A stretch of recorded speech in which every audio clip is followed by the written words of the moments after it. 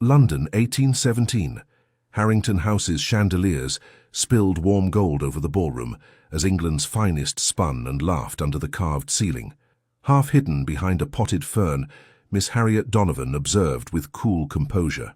At 26, she knew how to disappear and still seem perfectly agreeable. "Another season begins," she murmured to herself, adjusting her pale blue evening gown, a colour chosen not for fashion, but for its ability to render her nearly invisible among the vibrant peacocking of the ton. 7 seasons had passed since her debut. 7 years of watching younger women, some barely 18, being courted, proposed to and wed while she remained firmly on the shelf. Not that she hadn't received offers. There had been several. The gambling-addicted son of a baron, 2 merchants' sons seeking entry to higher society, and an elderly viscount whose breath smelled perpetually of pickled herring. Her father, the Earl of Westfield, approached with 2 glasses of champagne, offering one to his daughter. "You look pensive tonight, my dear," Robert Donovan said, his kind eyes crinkling at the corners. Despite his distinguished position, he had always been a gentle soul, more concerned with his daughter's happiness than her status. "Merely observing, father," Harriet replied, accepting the glass. "Lady Catherine's eldest just secured Lord Bentley's son. That makes 3 engagements announced this evening." Her father sighed. "Your mother worries." "Mother always worries," Harriet said with a small smile. "But you needn't concern yourself. I've made peace with my future." "As the companion to your Aunt Philippa?" He frowned. "That was never the life we envisioned for you." "She's not so terrible," Harriet said, though they both knew her eccentric aunt's household in Bath was a place of last resort, the final destination for unmarried nieces with nowhere else to go. Across the room, Harriet's gaze landed on an unfamiliar figure. Tall and imposing, the gentleman stood a head above most others. His attire, though impeccable, lacked the ostentatious embellishments favored by society dandies. Instead, his power seemed to emanate from within, an effortless authority that commanded attention without demanding it. "Who is that?" she asked her father. The Earl followed her gaze and straightened immediately. "Good heavens, that's Sebastian Goddard, the Duke of Ravenswood. I didn't realize he had returned to London." Ravenswood? Harriet tried to recall what little she knew of the man. "Hasn't he been abroad?" "For years. After his father's death, he retreated to his estates in the north, then to the continent. Some say he was instrumental in several diplomatic negotiations during the war, though he's never sought credit for it. He looks—" Harriet searched for the right word. "Severe. Brilliant man. Frightfully wealthy, even by ducal standards. They say King George himself seeks his counsel on occasion." Her father lowered his voice. "But he's never shown the slightest interest in taking a duchess. Half the matchmaking mamas in London have tried and failed." Harriet watched as Lady Jersey, one of society's most formidable hostesses, approached the Duke. Even she seemed to tread carefully in his presence. "I imagine he finds the season tedious," Harriet mused. "As do you," her father pointed out with a knowing smile. "Yes, but I attend out of duty. What brings a man like him to something as trivial as Lady Harrington's ball?" Before her father could speculate, they were interrupted by her mother, the Countess of Westfield, accompanied by a young man whose eager expression immediately put Harriet on guard. "Harriet, darling," Barbara Donovan said with forced brightness, "you remember Mr. Edmund Chadwick? His father has just purchased that lovely estate in Hertfordshire." The evening progressed as so many others had before. Polite conversation, a dance with Mr. Chadwick, who stepped on her toes twice before telling her at length about his collection of stuffed birds, and eventually a retreat to the card-room, where elderly matrons commented on her enduring beauty, a thinly veiled reference to her advancing age. Near midnight, seeking a moment's respite, Harriet slipped into the relative quiet of Lady Harrington's conservatory. The air was thick with the scent of exotic blooms, and moonlight streamed through the glass ceiling, casting everything in silvery light.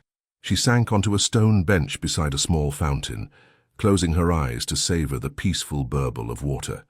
"You disappeared rather abruptly." The deep voice startled her. Harriet's eyes flew open to find the Duke of Ravenswood standing before her, his expression unreadable in the shadows. "Your Grace," she said, rising quickly and dropping into a curtsy. "Forgive me, I didn't hear you approach."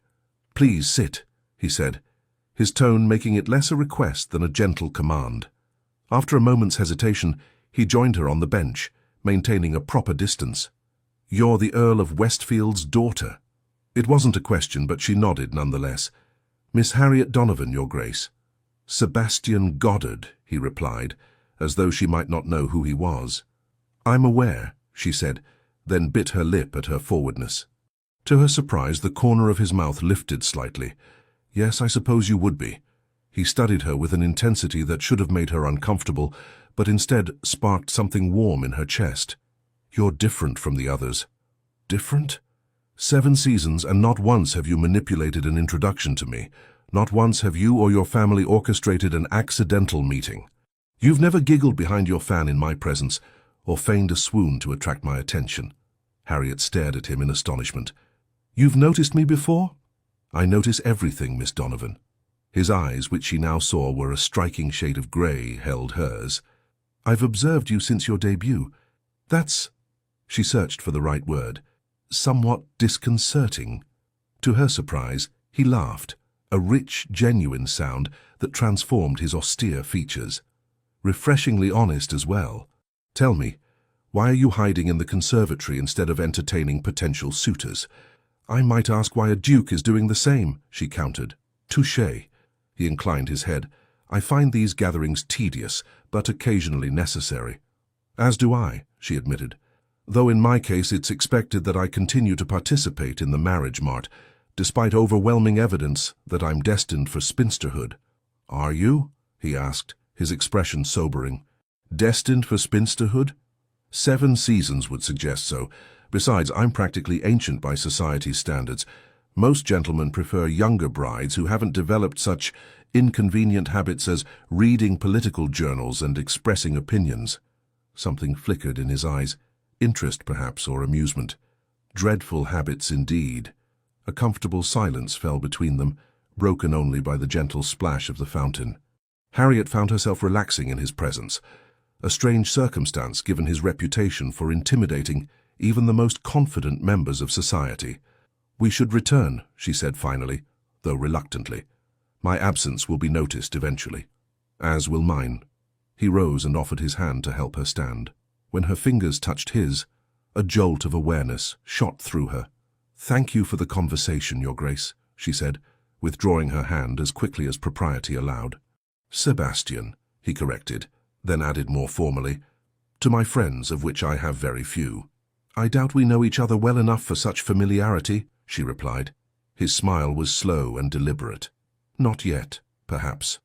2 nights later, Harriet found herself at Lord and Lady Whitmore's dinner party, seated between Mr. Chadwick, still enthusiastic about his taxidermy, and an elderly general who was profoundly deaf in his left ear, the one facing her. Across and down the table sat the Duke of Ravenswood, engaged in what appeared to be a deeply serious conversation with their hostess. He hadn't so much as glanced in Harriet's direction all evening, making her wonder if their encounter in the conservatory had been some sort of peculiar dream. The dinner progressed through multiple courses, each more elaborate than the last. By the time dessert was served, an impressive construction of spun sugar and crystallized fruits, Harriet had resigned herself to an evening of nodding politely at Mr. Chadwick's discourse on the proper preservation of pheasant feathers. Then, during a momentary lull in conversation, the Duke rose to reach for the salt cellar. As he did so, he leaned slightly toward Harriet, and in a voice meant only for her ears, murmured, "Finalement eu a rencontré," which means "finally I found you" in Portuguese. The foreign words, spoken in a perfect accent, caught her completely by surprise. Harriet gasped audibly, a small, startled cry escaping her lips before she could prevent it. The entire table fell silent, all eyes turning toward her. Heat flooded her cheeks as she realized she had become the center of attention, the very position she had spent 7 years carefully avoiding. The Duke settled back in his chair, the barest hint of a smile playing at the corner of his mouth. His eyes, fixed on hers across the table, held not mockery, but something far more dangerous, satisfaction. The silence stretched, becoming increasingly uncomfortable, until Harriet did the only thing she could think of. She reached for her wine-glass and raised it slightly. "I was just thinking," she said, her voice steadier than she felt, "that we haven't properly acknowledged our gracious hosts for this splendid evening. To Lord and Lady Whitmore." Relief washed over the table as the guests murmured their agreement and raised their glasses. Conversation gradually resumed, the momentary disruption forgotten by all, except Harriet and the Duke, whose gaze remained fixed on her with undisguised interest. Later, as the ladies withdrew to the drawing-room, leaving the gentlemen to their port and cigars, Lady Elizabeth Norwood, Harriet's cousin and closest confidant, pulled her aside. "What happened at dinner?" she whispered. "I've never seen you lose composure like that." "It was nothing," Harriet insisted, though her flushed cheeks suggested otherwise. "A momentary indisposition." Elizabeth's skeptical expression made it clear she wasn't convinced. "It wouldn't have anything to do with the Duke of Ravenswood watching you all evening, would it?" "He wasn't watching me," Harriet protested, though her heart quickened at the suggestion. "My dear cousin, that man hasn't taken his eyes off you since we arrived." Elizabeth fanned herself dramatically. "If he looked at me that way, I'd swoon on the spot. What did he say to make you jump so?" Harriet hesitated. "He spoke to me in Portuguese." "Portuguese, whatever for?" "I haven't the faintest idea." But she did have an idea, a troubling one that had been forming since their encounter in the conservatory.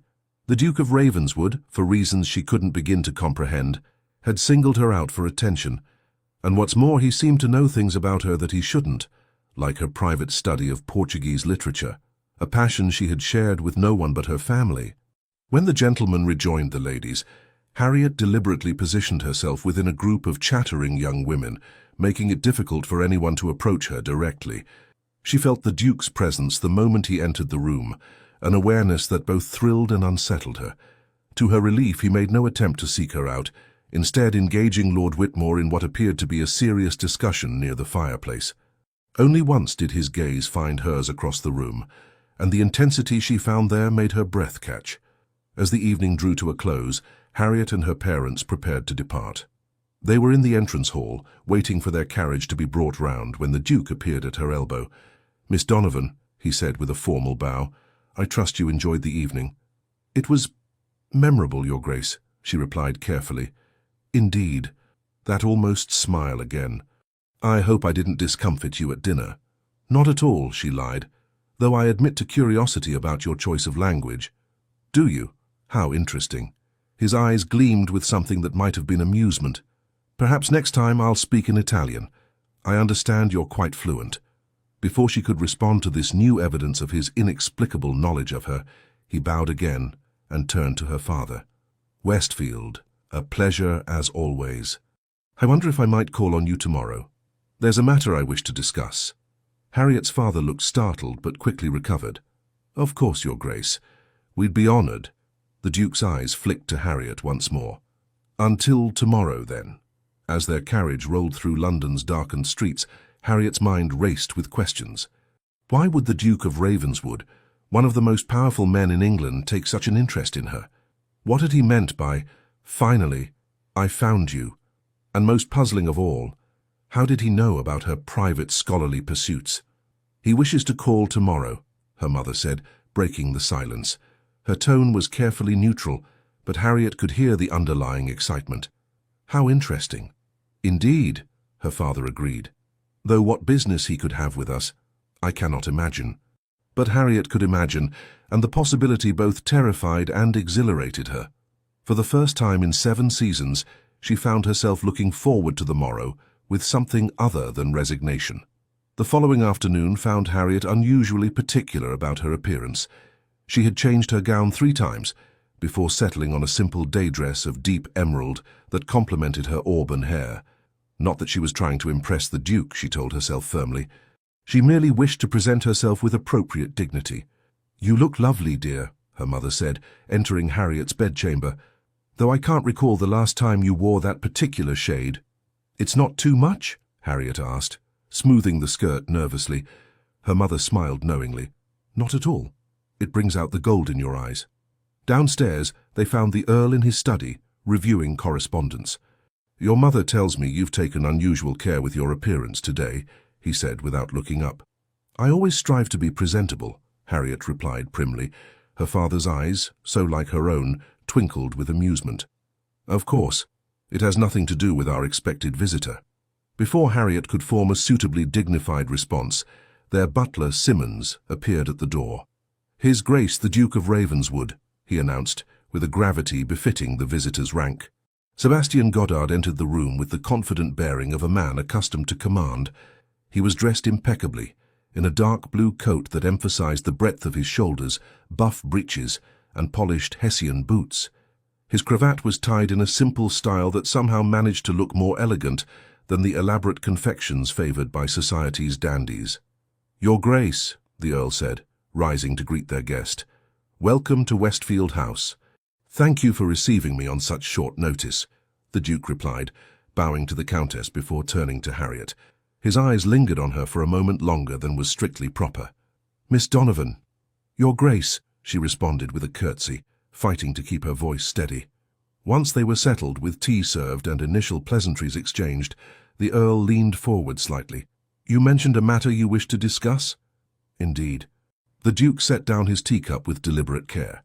"I'll come directly to the point. As I have no taste for unnecessary circumlocution, I have come to request permission to court your daughter." The silence that followed his declaration was absolute. Harriet felt as though all the air had been sucked from the room. Surely she had misheard. Her father recovered first. "I see. This is rather unexpected. For you, perhaps," the Duke said, his calm demeanor unruffled. "For me, it is the culmination of a long period of observation and consideration." "You've been observing our daughter?" the Countess asked, her tone somewhere between flattered and concerned. "Since her debut," he confirmed, echoing what he had told Harriet in the conservatory. "I found her immediately intriguing, intelligent, composed, and refreshingly genuine in a society that prizes artifice above all else." "But you never approached her," the Earl pointed out. "Not once in 7 seasons. I had obligations that kept me away from London for extended periods," the Duke explained, "and I wish to be certain. Marriage is not a step I take lightly." "Marriage?" Harriet blurted, finding her voice at last. "Your Grace, we've scarcely exchanged 24 sentences."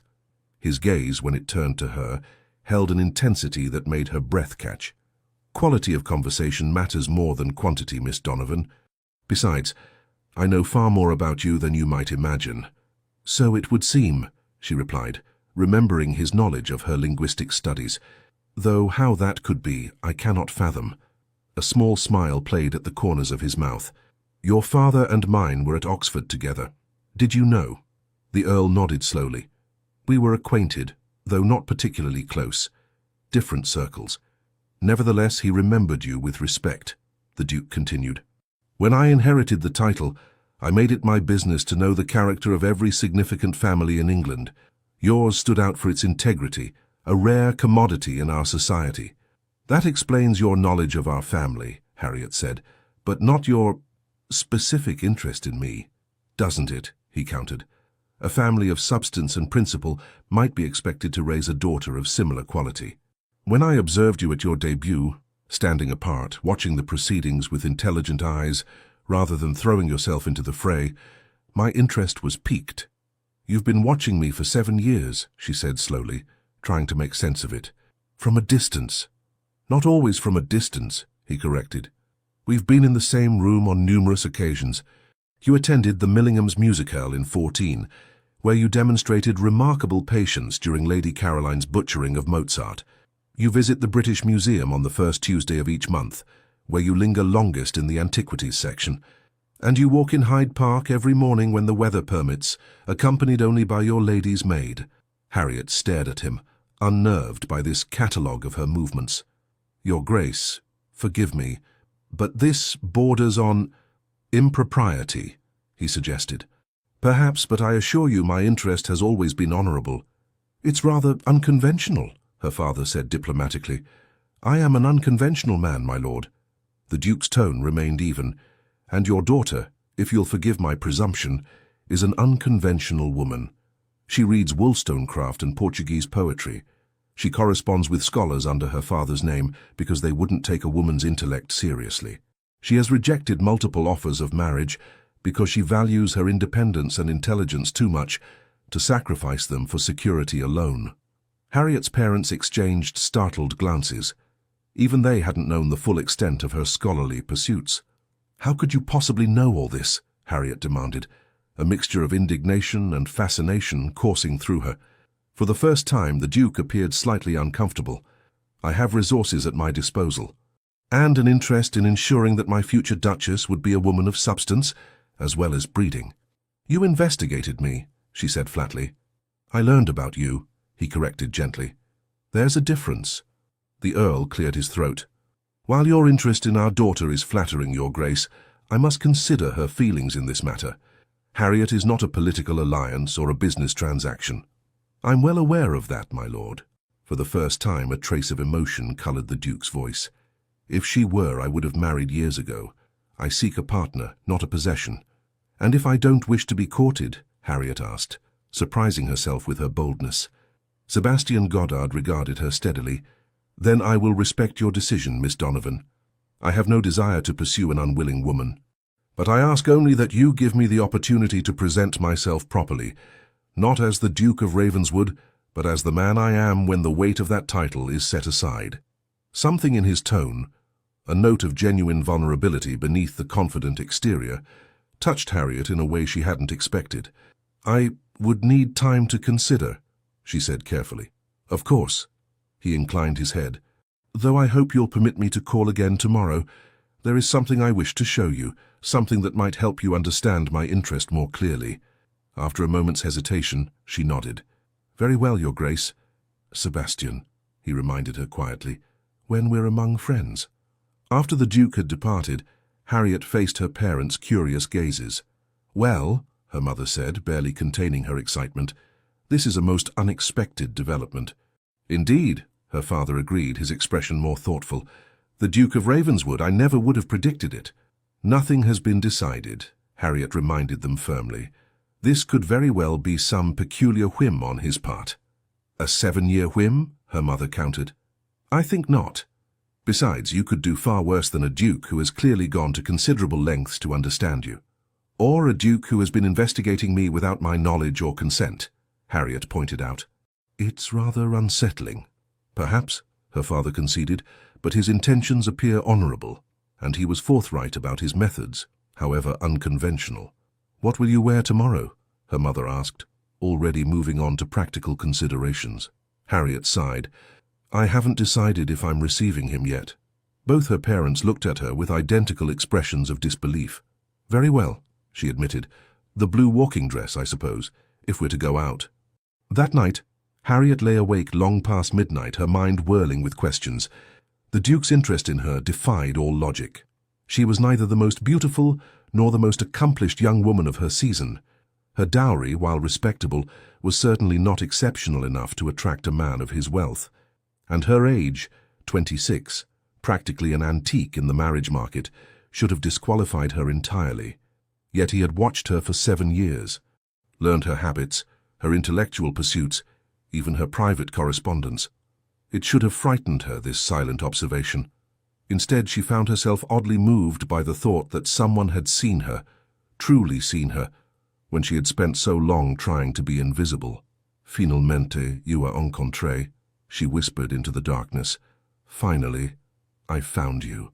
The words echoed in her mind, spoken in his deep voice with perfect pronunciation. What did he see in her that others had missed? And what did he intend to show her tomorrow?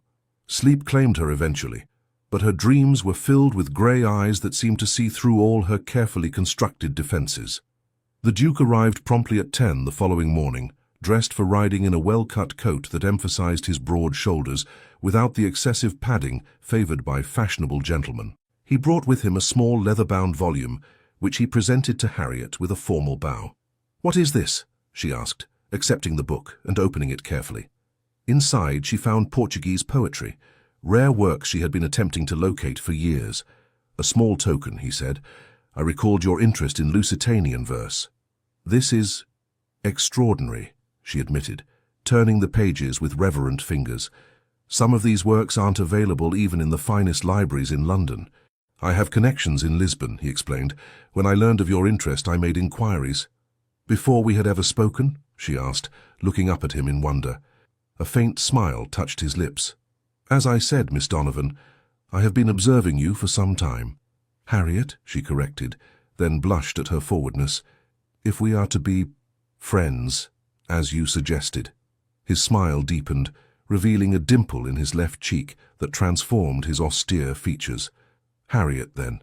And you must call me Sebastian, at least when we're not in formal company. Sebastian, she tested the name, finding she liked the way it felt on her tongue. Thank you for the book. It's a thoughtful gift. It's merely a prelude, he said. If you're amenable, I've arranged something that I think might interest you. Curiosity piqued, Harriet agreed to accompany him on an outing, properly chaperoned by her lady's maid. To her surprise, their carriage, an elegant but understated conveyance bearing the Ravenswood crest, delivered them not to a park or exhibition, but to a modest townhouse in a respectable but unfashionable neighborhood. "Where are we?" she asked, as a footman helped her descend from the carriage. "A place few members of society ever see," Sebastian replied, offering his arm.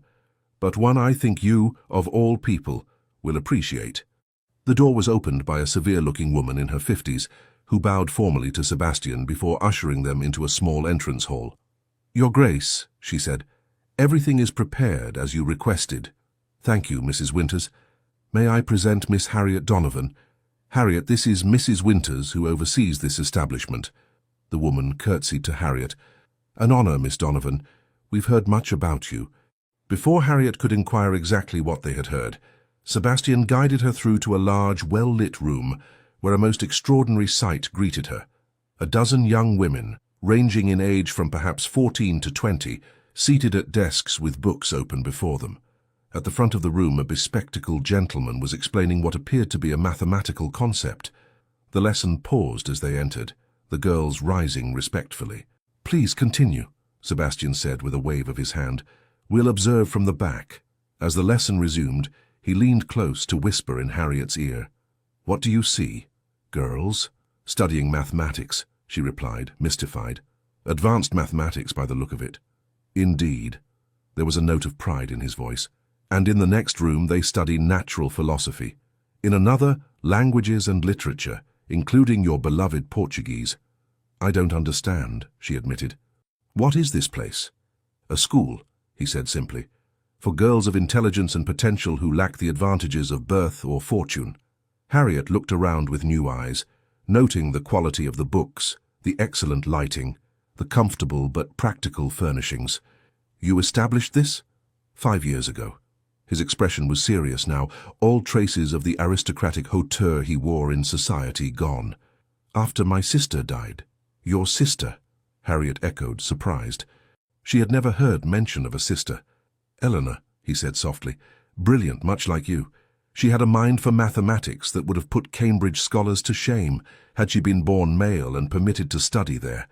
Understanding began to dawn. "This school is in her memory." "Yes." His grey eyes held hers. "She died young, just 20, of a fever. Before she did, she made me promise not to waste my position and privilege.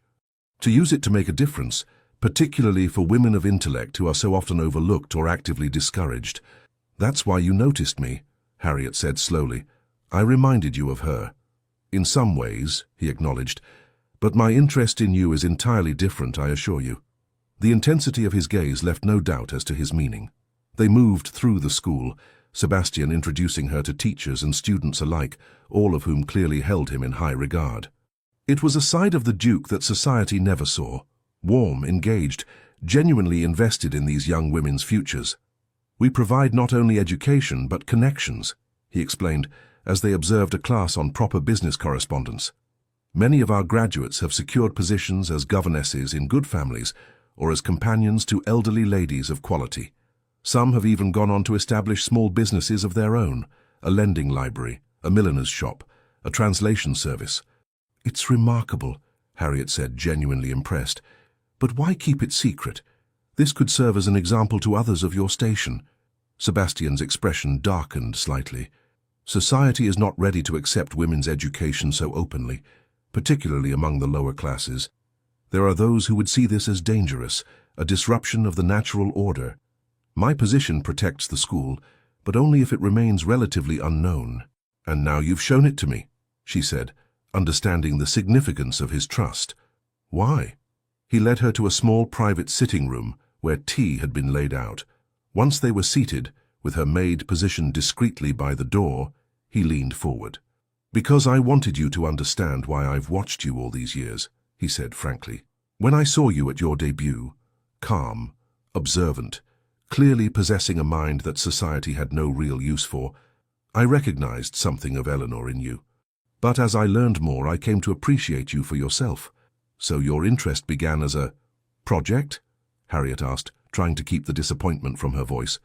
"Another intelligent woman to save from society's limitations?" "No," he said firmly. "My admiration was immediate and personal. But I needed to be sure that you were as I perceived you to be, a woman of substance who would not merely tolerate my unconventional interests, but share them. A potential partner, not just in marriage but in purpose." Harriet considered this, turning the teacup in her hands. "You speak of marriage so easily, yet we scarcely know each other, don't we?" His smile was gentle. "I know that you rise early to read before the house is awake, that you prefer coffee to tea, but drink the latter because your mother disapproves of the former as unladylike, that you keep a journal in which you write not gossip or romantic fantasies, but observations on society, politics, and literature that would rival any published critic." She stared at him, torn between indignation at this invasion of privacy and a strange growing warmth at being so thoroughly seen and understood. "And what do I know of you?" she challenged, "beyond your title and this secret philanthropy?" "A fair question." He set down his cup. "What would you like to know?" "Everything," she said simply. And so he told her of his childhood at Ravenswood Hall, his education at Eton and Oxford, his father's early death that thrust the dukedom upon him at just 24, of diplomatic missions during the war that could never be publicly acknowledged, of his frustration with society's emphasis on appearance over substance, of his determination to use his position for meaningful change rather than mere self-indulgence. "I have never fit comfortably within Tun society," he admitted. "I find most of its preoccupations trivial and its conversations insipid, which is why, when I observed you standing apart at that first ball, watching the proceedings with that same mixture of tolerance and detachment that I felt myself, you immediately caught my attention. And you've been watching me ever since," she mused, "gathering information, learning my habits and interests." "I prefer to think of it as coming to know you," he corrected gently, "in the only way available to me, given the constraints of society and my own responsibilities that kept me often from London."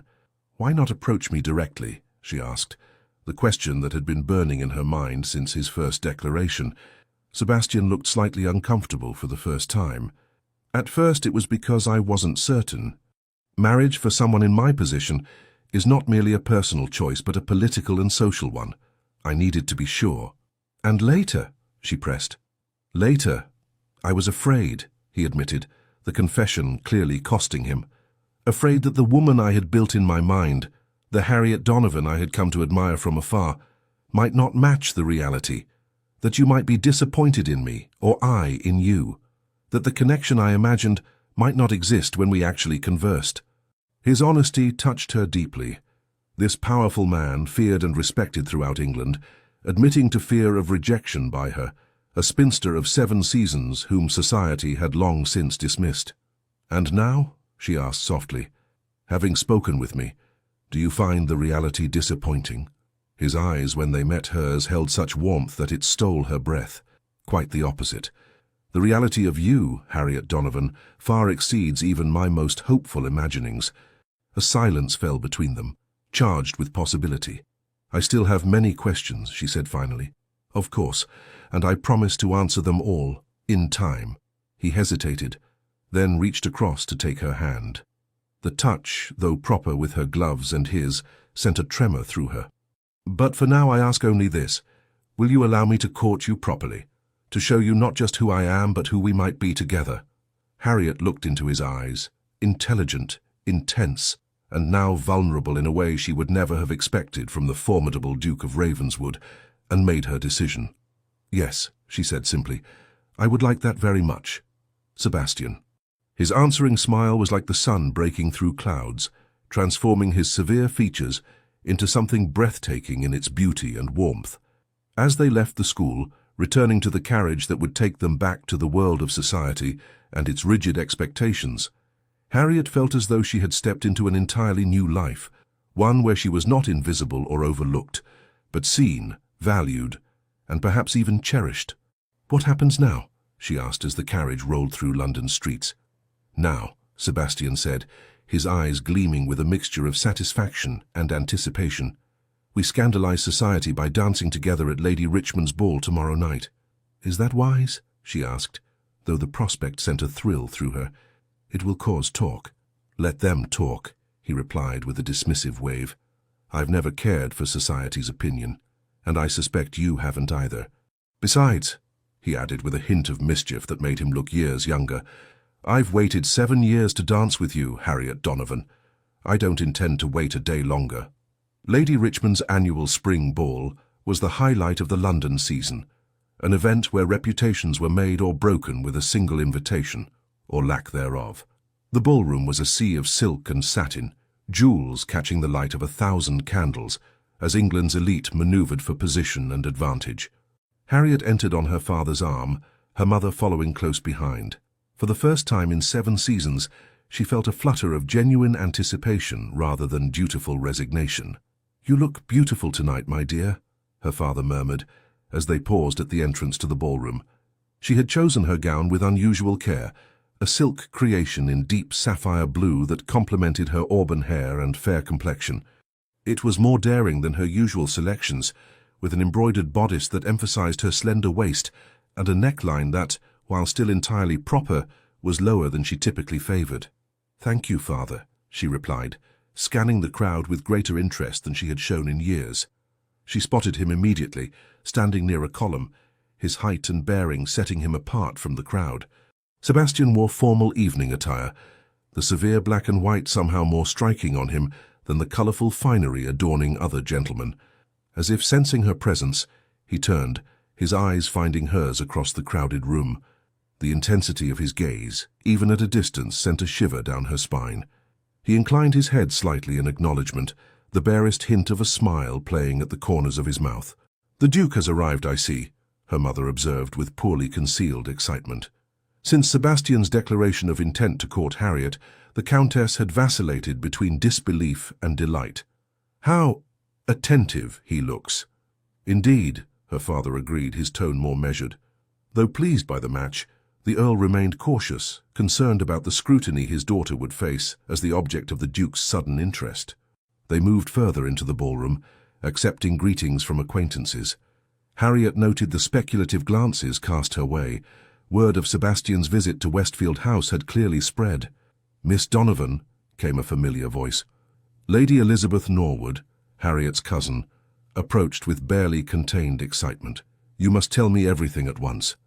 "I'm sure I don't know what you mean," Harriet replied primly, though she couldn't suppress a small smile.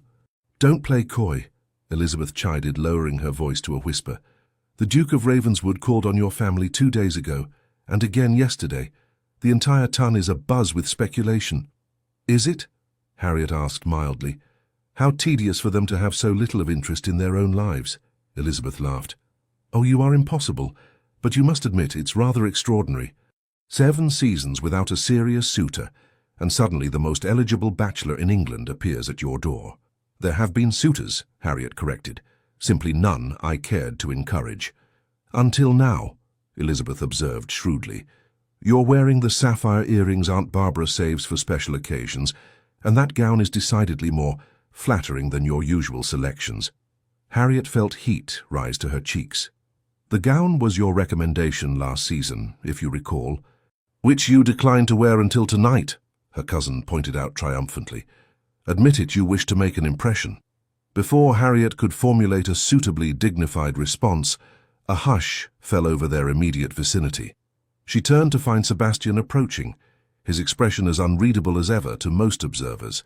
But Harriet, now attuned to the subtle shifts in his demeanor, noted the warmth in his eyes as they met hers. "Miss Donovan," he said, bowing formally. "You look enchanting this evening." "Your Grace," she replied with a curtsy, aware of the many eyes upon them. "How kind of you to say so." "Not kindness, but simple truth." He turned to Elizabeth, who was watching the exchange with undisguised fascination. "Lady Elizabeth, a pleasure to see you again." "Your Grace," Elizabeth managed, dropping into a curtsy. "How unexpected to see you at Lady Richmond's ball. You so rarely attend such functions." "I found I had reason to make an exception this evening," he replied, his gaze returning to Harriet. "Miss Donovan, I believe the next set is about to begin. Might I have the honor?" A collective intake of breath seemed to ripple through the nearby guests. The Duke of Ravenswood, who had famously danced with no one but the occasional foreign princess or daughter of a duke for the past decade, was requesting a set with Miss Harriet Donovan, a spinster of 7 seasons, with no particular claim to beauty or fortune. "I would be delighted, Your Grace," Harriet replied, placing her gloved hand on his proffered arm. As he led her toward the dance floor, she was acutely aware of the stares following them, the whispered comments behind fans and raised hands. "You've caused quite a stir," she murmured, as they took their positions for the quadrille. "Have I?" He seemed genuinely unconcerned. "I merely asked a beautiful woman to dance. Surely that's not so extraordinary." "It is when the gentleman in question is known for avoiding the dance floor as though it were plagued with the pox," she replied with a small smile. He laughed, a rich, genuine sound that drew even more stares. "Perhaps I simply needed the right partner to tempt me." The music began, and Harriet found herself swept into the intricate patterns of the dance. Sebastian moved with unexpected grace for a man of his size, leading her through the steps with confident precision. When their hands met, even through the barrier of gloves, she felt that same jolt of awareness that had surprised her in the conservatory. "You dance beautifully," he said, during a moment when the figures of the dance brought them close together. "As I knew you would." "You seem very certain of many things about me," she observed, for a man who claimed to fear disappointment in the reality. His lips quirked in that almost smile that was becoming increasingly familiar. "Some things one can observe from a distance. The grace with which you move, for instance, the intelligence in your eyes, the gentle firmness with which you declined Lord Hathaway's son when he stepped on your hem and tore it at the Millingham's ball 3 seasons ago." "You saw that?" she asked, surprised. She had forgotten the incident entirely. "I told you, Harriet," he said, his voice dropping to an intimate murmur as they circled each other. "I have been watching you for a very long time." The dance separated them again, but his words lingered, warming her from within despite the impropriety of such open admiration. When the set ended, Sebastian escorted her back to her mother's side, where a small crowd of acquaintances had gathered, clearly hoping to glean some insight into this unexpected development. "Your Grace," Lady Whitmore said, her tone overly bright, "how delightful to see you so engaged in the festivities." "Indeed," he replied non-committally. "Miss Donovan is an excellent partner." "How unexpected," Lady Jersey commented, her sharp eyes moving between Sebastian and Harriet. As one of society's primary arbiters, her opinion could make or break a reputation. "I wasn't aware you were acquainted." "Our families have known each other for years," Sebastian said smoothly. "The Earl and my late father were at Oxford together." This was true, if somewhat misleading in its implication of a long-standing connection between the families. "How fascinating," Lady Jersey replied, clearly unconvinced. "And yet I don't recall seeing you dance with Miss Donovan in previous seasons." "My loss entirely," Sebastian said with a slight bow to Harriet. "A mistake I intend to rectify this evening, if Miss Donovan will honor me with another set later." "I would be pleased to, Your Grace," Harriet replied, amazed at her own composure in the face of such scrutiny. As the evening progressed, Sebastian remained attentive, claiming Harriet for 2 more dances, a waltz during which his hand at her waist sent shivers up her spine, and a country dance that allowed for brief snatches of private conversation. Between sets, he brought her refreshments and introduced her to several of his closest associates, treating her with a deference that left no doubt as to his serious intentions. Not everyone viewed the developing relationship with approval. Harriet became aware of whispers following her around the ballroom, speculation about what arts she had employed to capture the interest of England's most eligible bachelor, insinuations that her family must have engineered some form of compromise, and unkind comments about a desperate spinster, clutching at one final chance for matrimony. During a moment when Sebastian had been drawn into conversation with Lord Liverpool, Harriet retreated to a quiet alcove, needing a moment to compose herself. The weight of society's attention, after years of comfortable invisibility, was more taxing than she had anticipated. "Miss Donovan," came a familiar voice. "What a spectacle you've made of yourself this evening." Harriet turned to find Lady Caroline Berkeley, a contemporary from her debut season, who had married a wealthy baronet in her first year out. Never particularly friendly, Caroline had grown increasingly bitter over the years, as her beauty faded and her marriage proved less advantageous than anticipated. "Lady Berkeley," Harriet acknowledged with a polite nod. "I trust you're enjoying the ball?" "Immensely," Caroline replied with a thin smile. "It's not every day one witnesses such a desperate display. The Duke of Ravenswood, of all people." "Really, Harriet? What did you do to capture his attention?" "I believe that's between His Grace and myself," Harriet said evenly. Caroline leaned closer, dropping her voice to a venomous whisper. "You do realize he's merely amusing himself. Men of his station often develop peculiar tastes. The challenge of the overlooked spinster, perhaps. But he won't marry you, my dear. He can't possibly." Though the words stung, Harriet maintained her composure. "So how fortunate that I have your expertise on the Duke's intentions to guide me. I had only his direct statements to rely upon." Caroline's eyes narrowed. "You always did think yourself above the rest of us with your books and languages. But a pretty face and a fresh young body will always trump intelligence in a man's eyes, and you, my dear, possess neither."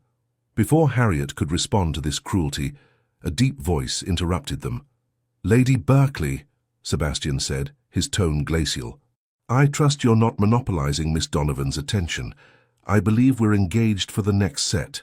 Caroline paled, clearly uncertain how much he had overheard. "Your Grace," she managed, dropping into a curtsy.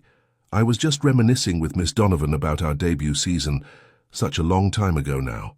"Indeed," he replied coldly, "if you'll excuse us." Taking Harriet's arm, he led her away from the alcove, his expression thunderous. "What did she say to upset you?" he asked once they were out of earshot. "Nothing of consequence," Harriet assured him, though the barbs had struck deeper than she cared to admit. "Merely the predictable reactions of society to anything unexpected." Sebastian's jaw tightened. "I heard enough to guess the rest. She suggested I couldn't possibly have serious intentions toward you." "Something to that effect," Harriet acknowledged. "And do you believe her?" he asked, stopping to face her directly, his grey eyes intense. "I don't know what to believe," she admitted honestly. "This is all so sudden, so unexpected. A week ago, I was resigned to spinsterhood and a future as my aunt's companion. Now the most sought-after bachelor in England claims to have been watching me for years, speaks to me in Portuguese, shows me his secret school, and dances with me 3 times at the most important ball of the season. It's rather a lot to comprehend." His expression softened. "I understand, and I've done you no favors by being so public in my attentions before you've had time to adjust to them privately. For that I apologize." "There's no need," she assured him. "I'm simply unaccustomed to being the center of attention." "Would you prefer we leave?" he asked. "I have no wish to distress you." Harriet considered the offer, tempted by the thought of escaping the curious stares and malicious whispers. But then she recalled Caroline's smug certainty that Sebastian couldn't possibly be serious about someone like her. Something stubborn kindled in her chest. "No," she said firmly. "We will stay, and we will dance again, if you're still willing." A slow smile spread across his face.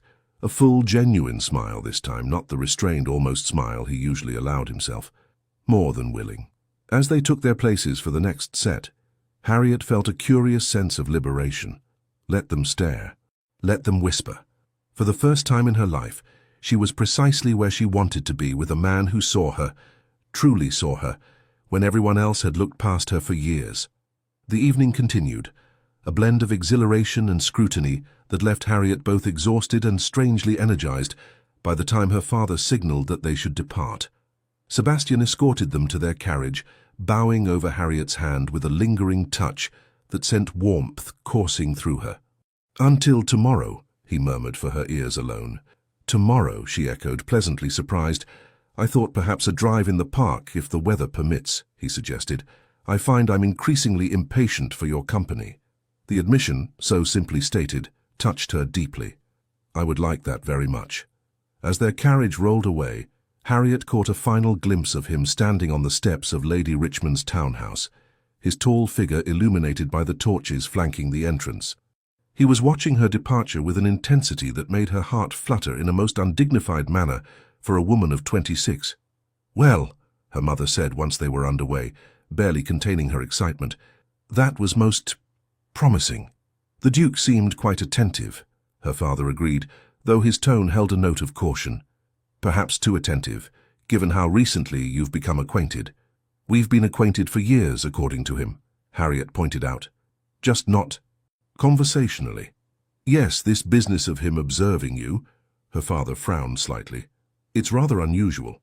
"Everything about the situation is unusual," Harriet acknowledged, "but I find I don't mind it as much as I perhaps should." Her mother reached across to pat her hand. "Of course you don't. He's a duke, my dear.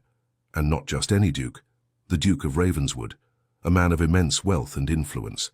"That's not why I—" Harriet began, then stopped herself. How could she explain that it wasn't Sebastian's title or fortune that intrigued her, but the man himself? The intelligence in his grey eyes, the unexpected warmth of his smile when he allowed it to emerge, the passion with which he spoke of education and purpose, the vulnerability he had revealed in admitting his fears of disappointment.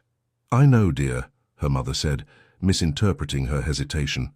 "It's all happening very quickly, but at 26, perhaps quick is best." "Your mother means well," her father said with a gentle smile. "But what matters is your happiness, Harriet. Do you believe the Duke could make you happy?" Harriet considered the question seriously. "I hardly know him," she said finally, "and yet I feel as though he knows me, sees me in a way no one else ever has." "Then I suggest you take the time to know him in return," her father advised. "A courtship, even an expedited one, should allow for that." Over the following weeks, Harriet discovered that there was indeed much more to Sebastian Goddard than the austere, forbidding Duke of Ravenswood that society knew. Their daily drives in the park, always properly chaperoned, but still allowing for private conversation, revealed a man of profound intellect, dry wit, and surprising compassion. He spoke to her of his diplomatic work during the war, not the details which remained state secrets, but the principles that had guided him, a deep belief in justice, a commitment to preventing needless suffering, a vision of an England that lived up to its highest ideals rather than its basest impulses. She told him of her scholarly pursuits, her frustrations with the limitations placed on women, her dreams of meaningful contribution beyond the narrow confines of marriage and motherhood. Rather than dismissing these aspirations, as every other man of her acquaintance would have done, he engaged with them seriously, offering insights and occasionally challenging her assumptions in ways that led to spirited but respectful debates. Their courtship did not go unnoticed or unremarked upon. The Tun buzzed with speculation and gossip. Some, particularly those with unmarried daughters who had hoped to attract the Duke's attention, were openly hostile. Others were merely curious, watching the developing relationship with the avid interest of theatre-goers at a particularly unexpected play. Sebastian, true to his word, paid no attention to society's opinions. He called at Westfield House daily, escorted Harriet to exhibitions and concerts, and danced with her at every ball they attended. His preference for her company was so marked and so exclusive that within a fortnight the question was no longer whether he would offer for her, but when. "You've transformed the most confirmed bachelor in England," Elizabeth remarked during a morning call 3 weeks after Lady Richmond's ball. "The betting books at White's are heavily favouring an announcement before the end of the season." "How vulgar," Harriet replied, though without much heat. She had grown accustomed to being the subject of speculation. "And how presumptuous. His Grace has expressed interest in a courtship, nothing more." Elizabeth gave her a knowing look. "My dear cousin, the man has eyes for no one but you. He declined Lady Harrington's dinner invitation because you weren't included. He endured an entire evening of Lady Jersey's musical protégés screeching through Italian arias because you enjoy music. If that's not a man on the brink of a proposal, I don't know what is." Harriet couldn't deny the evidence of Sebastian's devotion, yet something held her back from fully embracing the possibility of a future as the Duchess of Ravenswood. Perhaps it was the lingering doubt planted by Caroline Berkeley's cruel words, or perhaps it was simply the speed with which her life had transformed from quiet resignation to the center of society's attention. That afternoon, Sebastian arrived for their customary drive with an air of barely suppressed excitement. "I have a proposition," he said once they were settled in his carriage, her maid positioned discreetly opposite them.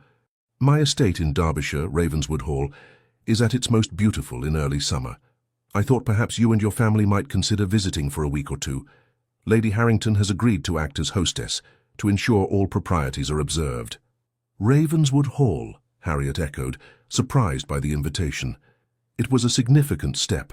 An invitation to his ancestral home, with her family included, suggested serious intentions indeed. "I would like you to see it," he said, his expression earnest, "to know if you could be happy there."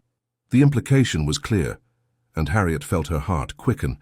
I'll need to consult with my parents, of course." "Of course," he agreed. "But I hope they'll consent. There's something else I'd like to show you, something that exists only at Ravenswood." "Another secret school?" she asked with a small smile. His answering smile was warm. "Not exactly, but something I believe will help you understand why I've been so certain about you, even from a distance."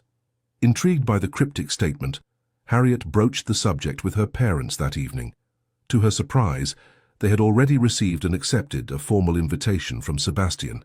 "Lady Harrington will be there as hostess," her mother assured her, "along with several other respectable couples. Everything will be perfectly proper. And it will give us an opportunity to better know the Duke in his own environment," her father added, "to see how he manages his estate, how he treats his dependents. These things tell you far more about a man's character than his behavior in London drawing rooms." And so, a fortnight later, Harriet found herself in a well-sprung travelling carriage journeying north toward Derbyshire. Sebastian had gone ahead several days earlier to ensure all was prepared for their arrival, a separation that had left her feeling strangely bereft after weeks of daily contact. As they crossed into Derbyshire, the landscape changed, becoming more dramatic, rolling hills giving way to steeper inclines, lush valleys, and the occasional glimpse of rugged peaks in the distance. By the time they turned onto a private road marked with the Ravenswood crest, Harriet was filled with a mixture of anticipation and apprehension. Nothing, however, prepared her for her first sight of Ravenswood Hall. The house rose from a gentle hill, like something from a fairy tale, a magnificent stone structure with turrets and gables, surrounded by formal gardens that gave way to parkland dotted with ancient oaks. A small lake gleamed in the afternoon sun, and beyond it the land rose again toward distant moorland. "Goodness," her mother breathed as their carriage approached along the sweeping drive. "It's like a palace." "One of the finest estates in England," her father agreed, "and one of the most profitable from what I understand. The Duke has modernized the home farm extensively." Harriet barely registered their comments, her attention fixed on the figure standing at the top of the grand entrance steps. Even at a distance, she recognized Sebastian immediately. His height, his bearing, the way he stood perfectly still, yet somehow conveyed contained energy. As their carriage drew to a halt, a small army of livened servants appeared to assist with their arrival. Sebastian descended the steps to greet them personally, his usual reserve softened by evident pleasure. "Welcome to Ravenswood," he said, helping Harriet down from the carriage with gentle hands. "I trust your journey wasn't too fatiguing." "Not at all," she assured him, feeling unaccountably shy after their brief separation. "Your home is beautiful." "It's improved immeasurably with your presence," he replied quietly, offering his arm to escort her up the steps. The interior of Ravenswood Hall matched its impressive exterior, grand without being ostentatious, blending centuries of tradition with tasteful modern comforts. Lady Harrington greeted them in the entrance hall, along with several other guests who had arrived earlier. "Miss Donovan," Lady Harrington said with genuine warmth, "how delightful to have you join our little party. His Grace has spoken of nothing else since issuing the invitations." "You exaggerate, Lady Harrington," Sebastian protested mildly, though the fondness in his voice suggested a comfortable relationship. "I never exaggerate," the older woman replied with a wink at Harriet. "It would be most improper. Now, I'm sure our guests would appreciate time to refresh themselves after their journey. Shall we reconvene for tea in an hour?" Harriet was shown to an elegant suite of rooms in the east wing of the house, with windows overlooking the rose garden and, beyond it, the lake. The chambers had clearly been recently redecorated, with a color scheme of soft blues and greens that happened to be her favorites. His Grace had the rooms prepared especially, confided the maid assigned to assist her, said they had the best morning light for reading. This thoughtfulness, Sebastian considering her comfort, her preferences, even her reading habits, touched Harriet deeply. It was one thing to observe someone from a distance. It was quite another to translate that observation into such personalized consideration. After changing into a fresh gown, she joined the other guests for tea in a charming parlor, overlooking the formal gardens. Sebastian introduced her to those she hadn't yet met: a retired general and his wife, a scholarly vicar from the nearby village, and his sister, and Sebastian's cousin, Lord Henry Goddard, a jovial man whose ready wit immediately put Harriet at ease. "So you're the one who's finally captured my inscrutable cousin," Lord Henry said with a mischievous grin. "The entire family is agog with curiosity. Sebastian's never brought a young lady to Ravenswood before." "Henry," Sebastian warned, though without much heat. "Well, it's true," his cousin protested. "We'd begun to fear you'd follow in great-uncle Percival's footsteps and retreat entirely into academia and eccentricity. He kept a badger as a pet, you know," he added to Harriet in a stage whisper. "Named it Aristotle and taught it to fetch his slippers." "I assure you, I have no intention of keeping badgers," Sebastian said dryly, "Aristotelian or otherwise." The exchange, so different from Sebastian's usual formal interactions in London, revealed yet another facet of the man, one capable of humour and warmth within the circle of those he trusted. Harriet found herself warming to Lord Henry immediately, recognizing in him an ally who might help her understand the more private aspects of Sebastian's character. After tea, Sebastian suggested a walk in the gardens, as the late afternoon sun had broken through earlier clouds. Harriet readily agreed, eager for some time alone with him after the journey. "You seem comfortable here," she observed, as they strolled along a gravel path bordered by immaculate flower beds. "More so than in London." "This is home," he said simply. "London is where I must be for business and political matters, but Ravenswood is where I can be myself." "And who is that?" she asked. "The man behind the ducal title?" He considered the question seriously. "Someone rather ordinary, I suspect, despite the extraordinary circumstances of birth and position. A man who values intelligence over beauty, substance over style, and purpose over pleasure. Though I'm not opposed to pleasure when it's meaningful," he added with a glance that sent heat rising to her cheeks. They walked in companionable silence for a time, eventually reaching a small Greek-inspired temple overlooking the lake. Inside, a stone bench offered a place to rest and admire the view. "I used to come here as a boy," Sebastian said, his voice softer with reminiscence, "when the lessons and expectations and responsibilities seemed too much. My father was a good man, but a demanding one. He saw the dukedom as a sacred trust, a position of both privilege and obligation." "And you share that view," Harriet observed. "I do." He turned to face her directly. "Which is why I've been so deliberate in my approach to marriage. The woman who becomes Duchess of Ravenswood doesn't just share my bed and bear my children, though I hope very much for both," he added, with a frankness that made Harriet blush again. "She shares the obligation, the trust, the purpose." "That's a heavy burden to place on a wife," she said carefully. "It is," he acknowledged, "which is why I've waited so long to find a woman who could bear it, not as a burden, but as a calling of her own." His grey eyes held hers, intense and searching. "Tomorrow, if you're willing, I'd like to show you what I mentioned in London, the thing that exists only at Ravenswood. It might help you understand why I've been so certain about you, even from a distance." Curiosity piqued. Harriet nodded. "I'd like that very much." The following morning dawned clear and bright. After breakfast, Sebastian led Harriet to a wing of the house she hadn't yet explored. They climbed a spiral staircase to a tower room with windows on all sides, offering panoramic views of the estate. "This was originally a watchtower," Sebastian explained, producing a key to unlock a heavy oak door. "Built in more turbulent times, my great-grandfather converted it to a more peaceful purpose." The door swung open to reveal a sight that took Harriet's breath away, a magnificent library, circular in shape, with shelves reaching from floor to ceiling on all sides. A gallery ran around the upper level, accessible by a delicate wrought-iron spiral staircase. Comfortable reading chairs were positioned near the windows, and a massive desk occupied the center of the room, covered with papers, books, and what appeared to be correspondence. The Ravenswood Library, Sebastian said with evident pride. Over 20,000 volumes collected by generations of my family. But it's not the books themselves I wanted to show you, remarkable though they are. He led her to a section of shelving partially concealed behind the desk. This is the family archive. Journals, letters, and personal papers dating back to the first Duke. Each Ravenswood heir is encouraged to maintain the tradition of recording not just events but thoughts, reflections, the inner workings of the mind and heart. Selecting a volume bound in dark green leather, he handed it to Harriet. My father's journal from his time at Oxford, the entry for October 12, 1789. Curious, Harriet carefully opened the book to the date indicated and began to read. The handwriting was firm and precise, much like Sebastian's own. Met Robert Donovan today, a serious young man with a keen mind for mathematics. Unlike most of the fops and dandies that populate this place, he seems to genuinely value learning for its own sake.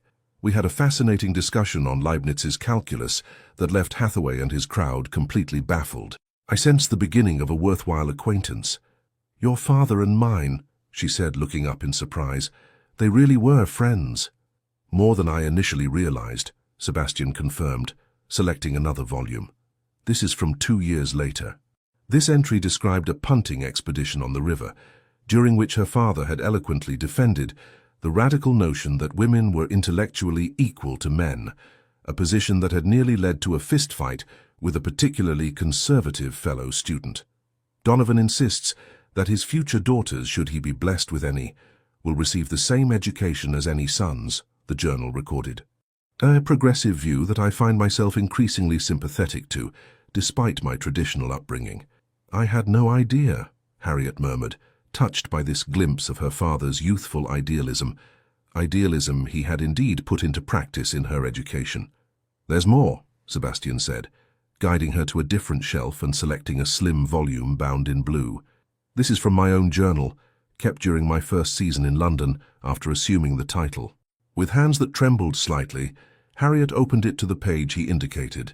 The entry was dated May 15, 1810, her debut ball. Endless parade of simpering debutantes tonight at the Hartington Ball.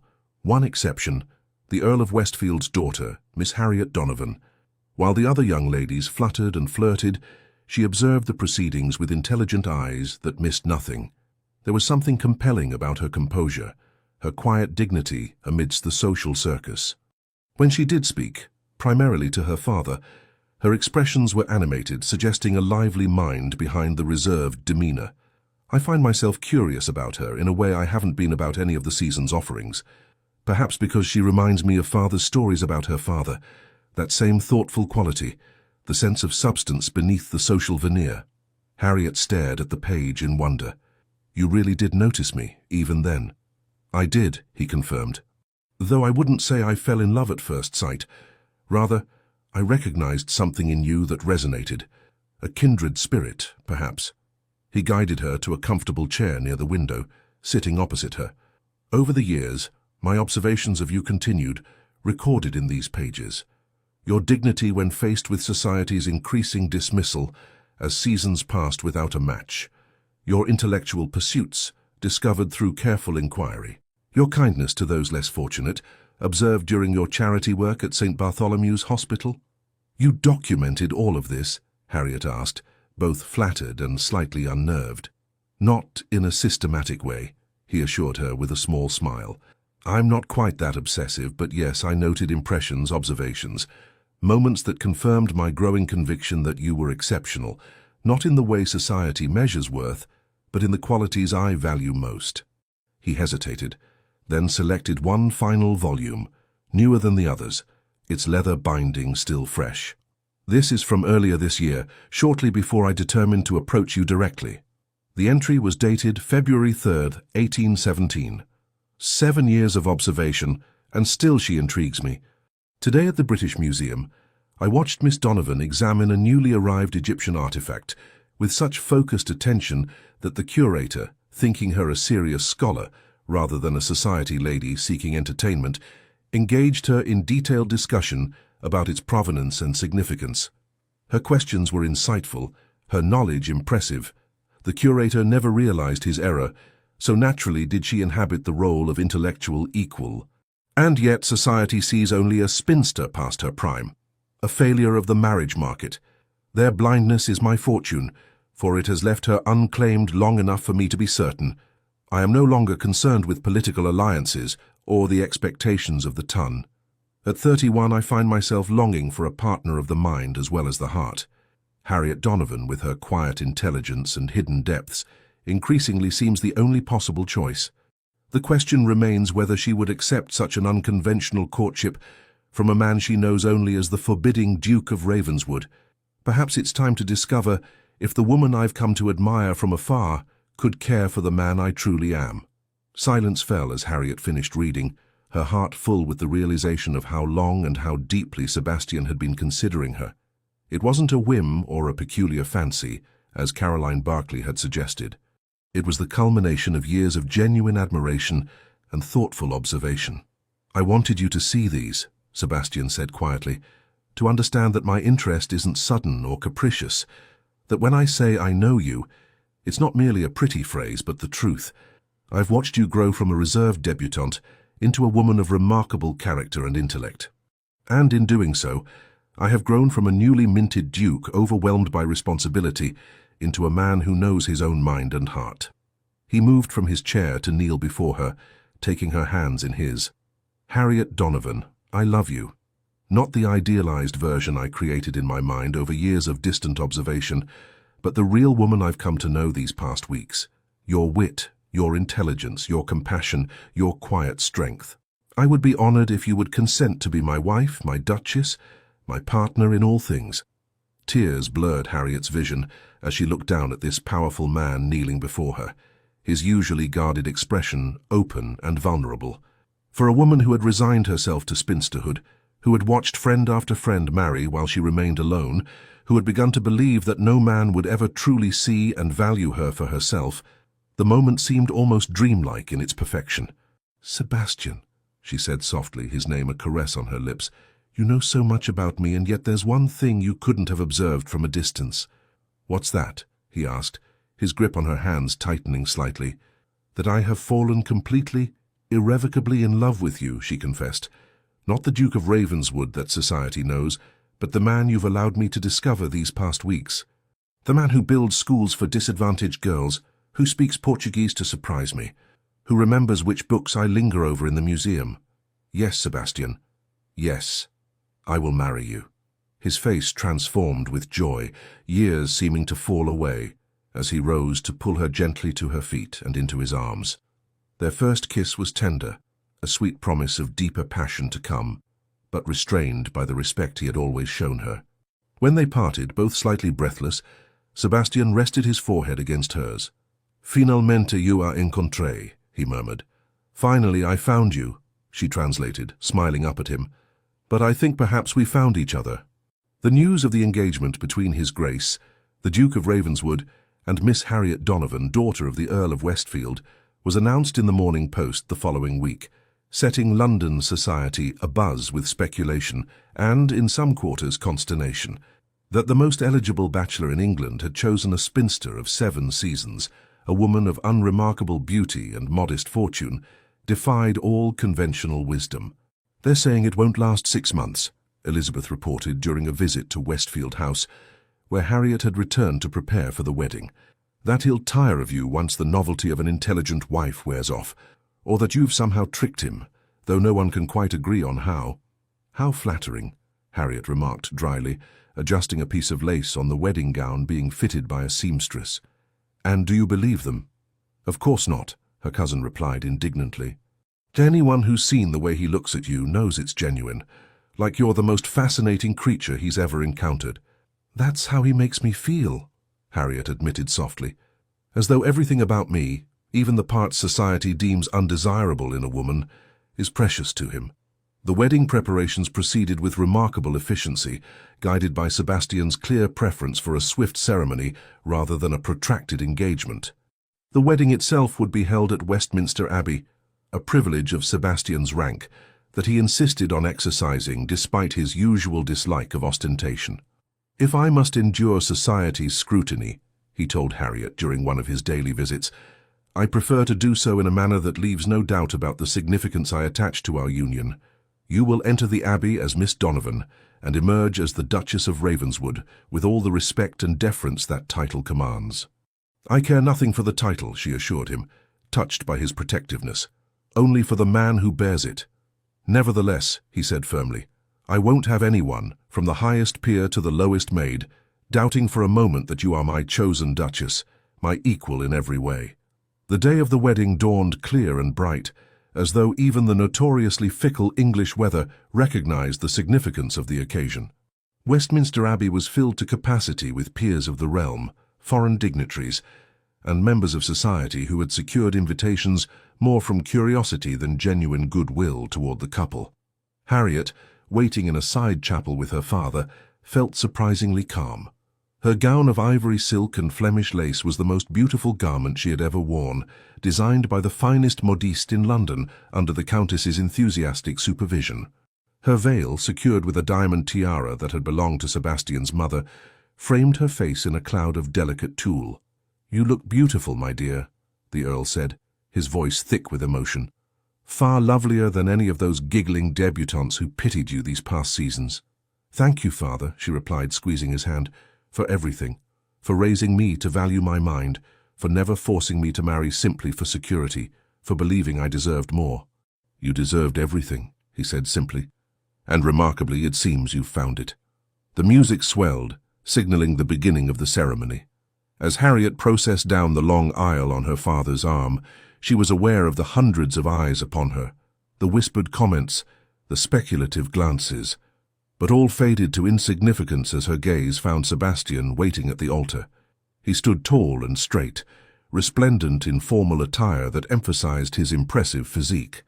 But it was his expression that caught and held her attention, a look of such naked adoration, such undisguised joy, that it transformed his usually severe features into something almost boyish in its openness. The ceremony itself passed in a blur of solemn words, meaningful vows, and the warm pressure of Sebastian's hand holding hers. When the Archbishop pronounced them husband and wife, and Sebastian lifted her veil to claim his first kiss as her husband, Harriet felt a sense of rightness, of homecoming, that transcended the grandeur of their surroundings. The wedding breakfast that followed at Ravenswood House, the family's London residence, was a sumptuous affair attended by the most elite members of society. Harriet, now officially Her Grace the Duchess of Ravenswood, received congratulations with a composure that belied her inner amazement at the transformation of her circumstances. "You're doing splendidly," Sebastian murmured during a brief moment alone. "Every inch the Duchess." "I'm merely following your example," she replied with a small smile, maintaining dignity in the face of society's curiosity. "Not for much longer," he promised, his eyes darkening with an intensity that sent a shiver of anticipation through her. "Once the last guest departs, we'll be free to begin our life together properly." That life began in earnest later that evening, when their carriage crossed the threshold of Ravenswood Hall, after a journey made in companionable conversation, punctuated by increasingly intimate touches and glances. Sebastian had insisted on returning to his ancestral home rather than remaining in London for their wedding night, preferring privacy and personal significance over convention. As the carriage rolled to a stop before the grand entrance, Sebastian turned to Harriet with an expression that mingled tenderness with unmistakable desire. "Welcome home, Duchess," he said softly, raising her hand to his lips. "Thank you, Duke," she replied with a smile that held equal measures of affection and nervous anticipation. The staff had been instructed to remain minimal and discreet. Only the butler greeted them at the door, informing them that a light supper had been laid in the Duchess's chambers and that the house was otherwise secured for the night. Sebastian dismissed him with thanks, then turned to Harriet with a question in his eyes. "May I?" he asked, gesturing toward her. Understanding his intent, she nodded, her breath catching as he swept her into his arms with surprising ease. Carrying her across the threshold and up the grand staircase, Sebastian spoke quietly, intimately. "I've imagined this moment more times than I care to admit," he confessed. "Bringing you home as my wife, my Duchess, my heart's companion." "And does the reality match your imagination?" she asked, her arms around his neck, her face close to his. "It exceeds it," he replied simply, "as you always have. The Duchess's chambers, Her chambers now had been transformed with flowers, candles, and subtle touches that spoke of careful planning. A fire burned in the grate despite the summer evening, casting a golden glow over the elegant furnishings. The bed, a magnificent four-poster draped in silk the color of champagne, dominated the room without overwhelming it. Sebastian set her gently on her feet, his hands lingering at her waist. "Are you hungry?" he asked. "The supper can wait if you'd prefer." "It can wait," she agreed softly, summoning courage she wasn't entirely sure she possessed. Though educated in the basic facts of marital relations, Harriet was acutely aware of her inexperience compared to Sebastian's presumed knowledge.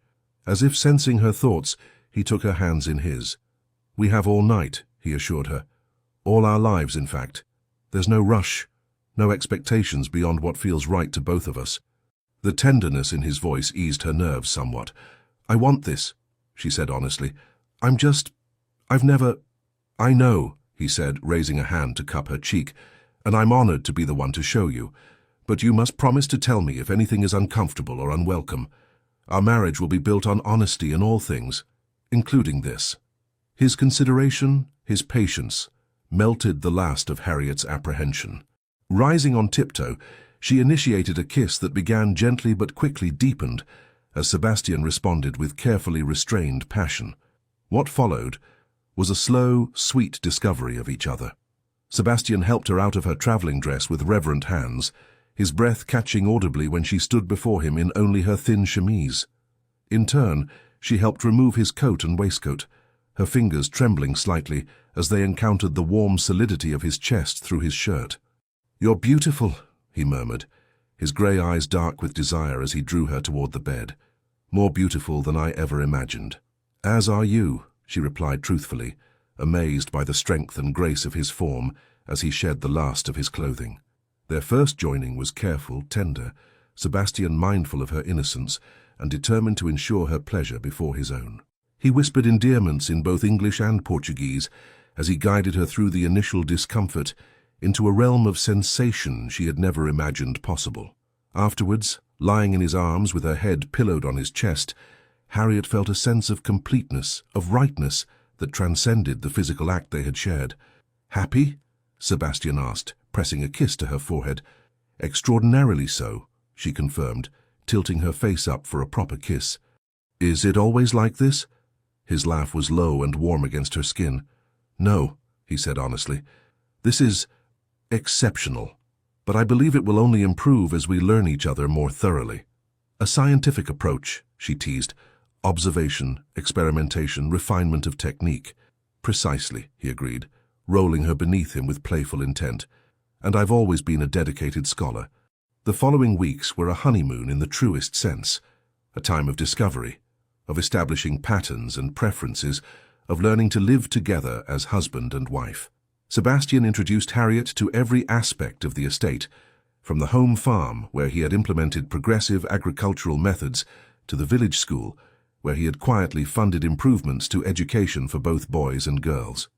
"I want you to feel this is truly your home," he explained as they rode across the estate one morning. "Not just as my wife, but as the Duchess of Ravenswood in your own right. These people, this land, they're your responsibility now as much as mine." "It's a little overwhelming," she admitted, "the scope of it all." "Which is why we approach it together," he replied. "Your intelligence, your compassion, your fresh perspective, they're exactly what Ravenswood needs, what I need."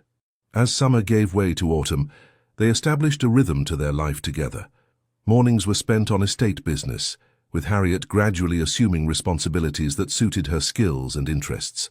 She took particular interest in the village school and in establishing a lending library for tenant families, while Sebastian focused on agricultural improvements and broader political matters that occasionally required correspondence with London. Afternoons often found them in the Tower Library, reading or working on separate projects, but sharing the comfortable silence of two people entirely at ease in each other's presence. Sometimes Sebastian would read aloud from Portuguese poetry, his deep voice bringing the words to life in a way that made Harriet fall in love with him all over again. Evenings were for more intimate pleasures, conversations by the fire, music in the drawing room where Harriet played the pianoforte, while Sebastian listened with evident appreciation, and ultimately the increasingly passionate exploration of each other in the privacy of their bedchamber. "I never imagined marriage could be like this," Harriet confessed one night as they lay entwined, the sweat of their lovemaking cooling on their skin. "So equal, so consuming." "Nor did I," Sebastian admitted, trailing his fingers along the curve of her spine. "I expected compatibility, respect, perhaps even affection in time. But this consuming passion, this sense that you're essential to my very being, this exceeds all expectation." As winter approached, they reluctantly prepared to return to London for the opening of Parliament, where Sebastian's position required his attendance. The prospect of facing society as a married couple, of Harriet taking her place as the Duchess of Ravenswood, in the very circles that had once dismissed her, brought a mixture of apprehension and anticipation. "They'll be watching for any sign of discord," Sebastian warned as their carriage approached London. "Any hint that our marriage isn't as fulfilling as it appears." "Let them watch," Harriet replied with newfound confidence. "What they see will only confound them further." Their arrival in the capital caused the stir Sebastian had predicted. Invitations flooded Ravenswood House as hostesses vied for the honor of presenting the new Duchess to society. With Sebastian's guidance, Harriet selected those events that would establish her position without overwhelming her with superficial socializing. Her first appearance as Duchess was at a formal dinner hosted by the Prime Minister, a deliberate choice that placed her immediately in the highest echelon of society. Dressed in a gown of deep burgundy velvet that complemented her auburn hair and fair complexion, with the Ravenswood diamonds at her throat and ears, Harriet entered the dining room on Sebastian's arm with a composure that belied her inner nervousness. "Her Grace, the Duchess of Ravenswood," the butler announced, and all conversation ceased as heads turned to observe her entrance. Sebastian's hand tightened reassuringly on hers. "Remember who you are," he murmured. "It's not just my wife but a woman of substance in your own right." The dinner proceeded with formal correctness, Harriet seated in a position of honor befitting her rank. The conversation around her was primarily political, touching on matters of international diplomacy and domestic policy that would have excluded most society wives. To the evident surprise of several gentlemen present, Harriet contributed thoughtfully to the discussion, her comments informed by both her own reading and conversations with Sebastian.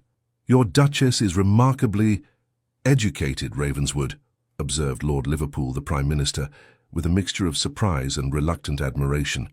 "Indeed," Sebastian agreed, his pride evident, "one of her many qualities that made her the only possible choice for my wife." As the weeks passed, Harriet found her footing in her new role. The initial curiosity about her marriage gave way to a grudging acceptance, as society witnessed the obvious devotion between the Duke and his unconventional bride. Those who had predicted a swift end to the match were forced to revise their expectations as the couple presented a united front at every public appearance. Not all reactions were positive, of course. Caroline Berkeley remained vocally skeptical, suggesting to anyone who would listen that the Duke must surely regret his hasty choice. Her comments might have wounded Harriet in her previous life, but now, secure in Sebastian's love and her own position, they seemed merely petty and irrelevant. "Lady Berkeley continues to predict our imminent estrangement," she mentioned to Sebastian one evening as they prepared for a ball at Almack's. "According to her, you're already seeking consolation elsewhere." "Am I indeed?" he replied with amusement, adjusting his cravat. "How enterprising of me, considering I can scarcely bear to leave your side for parliamentary sessions."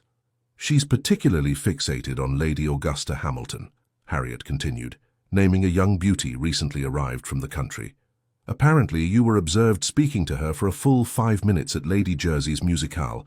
Sebastian moved to stand behind her at the dressing table, meeting her eyes in the mirror.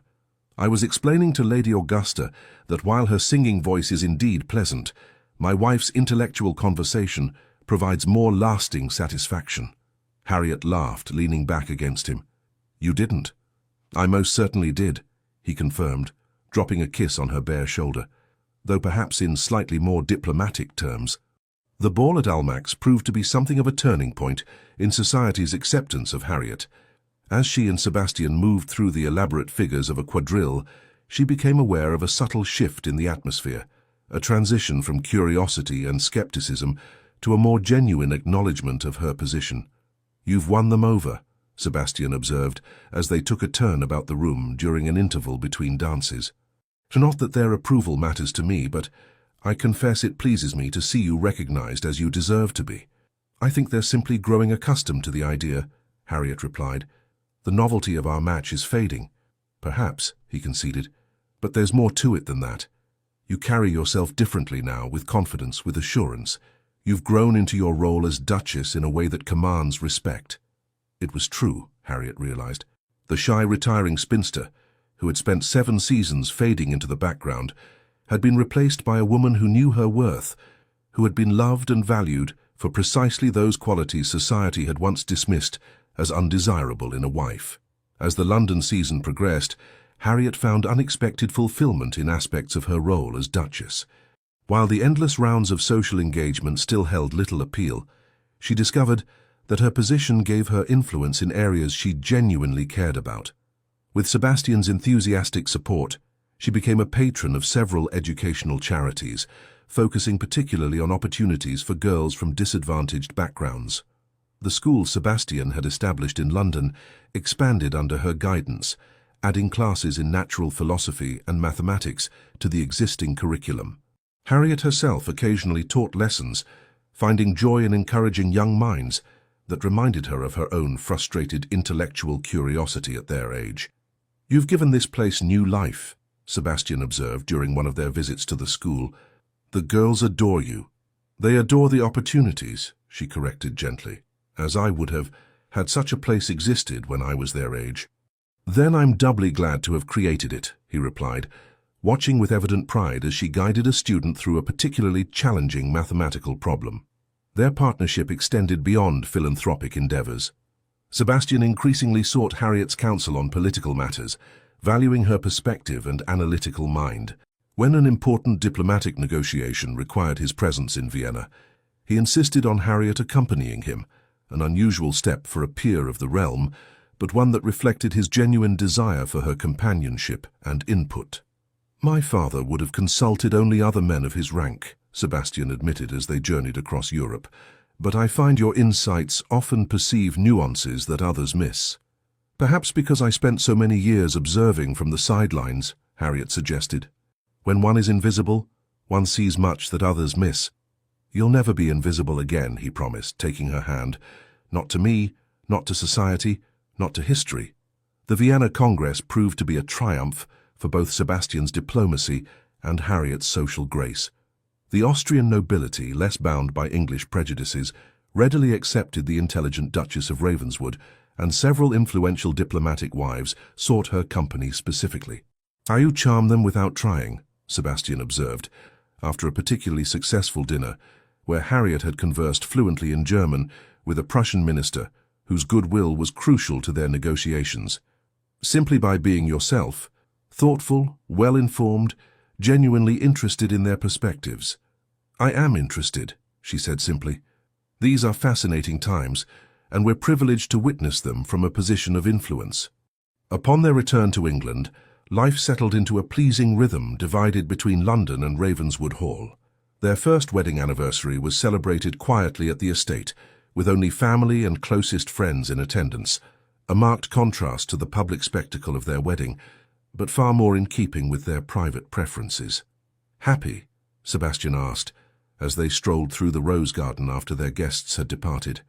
"Immeasurably so," Harriet replied, leaning into his embrace, "though I confess there's one aspect of our life together that I'm eager to expand." "And what might that be, Duchess?" he inquired, his arms tightening around her. "Our family," she said softly. "I find myself increasingly drawn to the idea of children. A son with your grey eyes and commanding presence, perhaps, or a daughter with a mind as keen as yours." Sebastian's face transformed with joy as he understood her meaning. "You're with child?" Harriet nodded, her own happiness reflected in his expression. "The doctor confirmed it yesterday. We should expect an heir to Ravenswood by winter's end." He lifted her in a careful embrace, spinning her gently before setting her back on her feet. "My brilliant, wonderful Harriet," he murmured against her hair. Every day you give me new reasons to thank whatever fate or providence led me to notice you all those years ago. Finalmente eu encontrei, she whispered, reversing his Portuguese phrase from their courtship. Finally, I found you. And I, you, he replied, kissing her with a tenderness that spoke volumes about the depth of his love. Always and forever, my heart's perfect match. The news of the Duchess's condition spread quickly through society, adding final legitimacy to a marriage that had begun with such widespread skepticism. Even Caroline Berkeley was forced to acknowledge that the Duke appeared genuinely delighted by the prospect of fatherhood, his attentiveness to his wife increasing rather than diminishing as her pregnancy progressed. By the time their son was born, a healthy, robust boy with his father's grey eyes and his mother's determined expression, the story of their unconventional courtship had become something of a romantic legend. The spinster who had watched 7 seasons of debutantes marry before capturing the heart of England's most elusive duke was now firmly established as one of the most respected and admired women in society.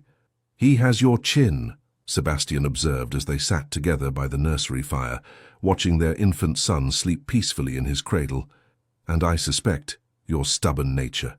"Heaven help us if he has yours," Harriet replied with a fond smile. "One utterly determined Goddard in the family is quite enough.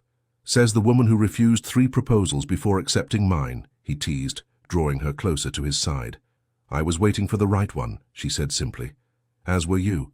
Sebastian pressed a kiss to her temple, and found her against all odds and expectations, the woman who saw beyond the Duke to the man beneath, the woman who matched me in mind and heart, the woman who watched others marry for 7 long years, Harriet mused, until the most powerful Duke in England whispered, "I found you and changed everything." "Not everything," he corrected gently. "You were always extraordinary, Harriet. I merely had the good fortune to recognize it when others failed to see past convention." As their son stirred and began to fuss, Sebastian lifted him carefully from the cradle, cradling him with a tenderness that melted Harriet's heart anew. Watching them together, the powerful Duke and the tiny heir already forming a bond that would shape the future of Ravenswood, she reflected on the strange, wonderful journey that had brought her here, from wallflower to duchess, from resigned spinster to beloved wife, from observer of others' happiness to creator of her own. "What are you thinking?" Sebastian asked, noting her contemplative expression. "That some things are worth waiting 7 seasons for," she replied with a smile that conveyed all the love and contentment in her heart. "That sometimes the most powerful love stories begin with a whisper rather than a shout." "Finalmente eu a encontrei," he murmured, echoing the words that had begun their journey together. "And I found you," she replied, joining him to complete their family circle, "for always and forever." The end. Dear listener, in the quiet moment after our story ends, I invite you to close your eyes and picture Sebastian's library, that magnificent circular room filled with generations of wisdom, hidden away in a tower where few ever ventured. Like that special sanctuary, you too hold within you a lifetime of extraordinary stories that many never see. Your hands have held babies who are now parents themselves. Your eyes have witnessed technological marvels transform from impossible dreams to everyday conveniences. Your heart has expanded, broken, healed, and grown stronger through loves found and lost. What a magnificent journey you've traveled. Society often speaks as if life's greatest adventures belong to the young, but they miss the profound truth. It is you who now possesses the freedom that youth can only imagine. You've earned the liberty to speak your mind without apology, to wear what brings you comfort, to befriend whom you choose, and to spend your precious time exactly as you wish. When Harriet heard those Portuguese words, she discovered someone had been seeing her all along. But you don't need a duke to recognize your worth. The wisdom in your soul and the stories in your heart are treasures beyond measure, waiting for you to acknowledge them yourself. Tonight, as you settle into rest, remember this: the most beautiful quality you possess is not one that diminishes with time but grows more luminous, your authenticity. You have earned the right to be unapologetically yourself. What freedom, what power. Sleep will come easier when you recognize that tomorrow isn't a burden to carry, but a gift to unwrap at your own pace. The dawn brings not obligations, but opportunities to share your unique light with a world that needs exactly what only you can give. your perspective, your kindness, your particular way of seeing beauty where others might miss it. You're not just surviving each day. You are a living library of experience, a testament to resilience, a masterpiece still being painted with each sunrise. Rest peacefully in that knowledge tonight. With all our gratitude, Legends of the Fall team. Thank you so much for staying with us until the very end. We hope this story warmed your heart, stirred your soul, and reminded you that love, true, deep, soul-seeing love, can arrive when you least expect it. If you felt moved, please like this video, leave a comment and share it with someone you care about. And most importantly, subscribe to our channel to stay with us on this beautiful journey. Your support means everything to us. It helps us stay inspired to bring you more stories filled with love, redemption, and soul-stirring twists. At the end of this video, you'll see a suggestion for another one of our original tales. Click it and be surprised by another emotional and unforgettable story. Thank you for being here, the Legends of the Fall team.